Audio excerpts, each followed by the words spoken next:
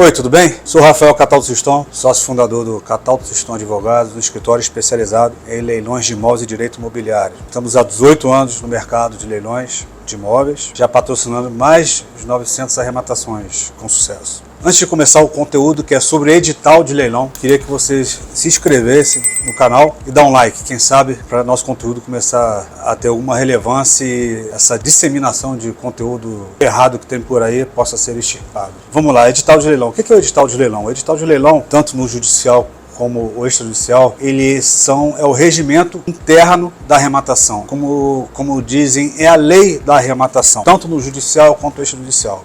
O que é, por exemplo? Quando você faz um concurso público, tem um edital de como vai ser aquele concurso, os requisitos, as matérias, a mesma coisa é o edital de leilão, funciona da mesma forma. O que o edital de leilão fala? Ele fala do valor que o imóvel foi avaliado, do valor mínimo que ele pode ser vendido, se o arrematante vai ser responsável por algum débito não previsto, e além de transcrever alguns pontos principais da matrícula do imóvel. Bom, é importante ler o edital de leilão? Sem dúvida alguma. Agora, também é sem dúvida alguma que somente ler o edital de leilão não vai te trazer segurança nenhuma em uma arrematação. Se existir uma hipoteca, ela vai estar escrita no edital de leilão. Mas no edital de leilão não vai dizer se o credor hipotecário foi intimado. É um exemplo que eu estou falando. A data dessa intimação, se ela foi feita com a antecedência dos 5 dias necessários antes do leilão, isso não vai dizer. Vai dizer só que ela tem hipoteca, mas não vai dizer se esse credor hipotecário foi intimado. O mesmo acontece em relação aos credores que têm penhoras averbadas na matrícula do imóvel. Lá consta as penhoras que estão na matrícula. Mas não consta no edital, isso somente no processo ou nos processos, que os credores com penhoras averbadas anteriormente foram intimados. Isso é necessário para quê?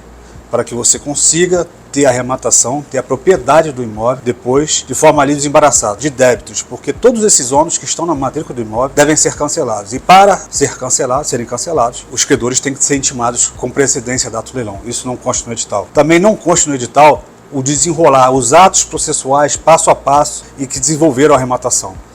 Uma arrematação judicial decorre de um processo judicial. Existem vários requisitos, é como se fosse uma corrente, a corrente cheia de elos. Então, se um elo dessa corrente estiver fraco, derruba todo o procedimento. É como se a corrente se rompesse. Esses requisitos não estão no edital. Então, o edital é apenas um ponto de partida para o processo ser analisado e, às vezes, os processos.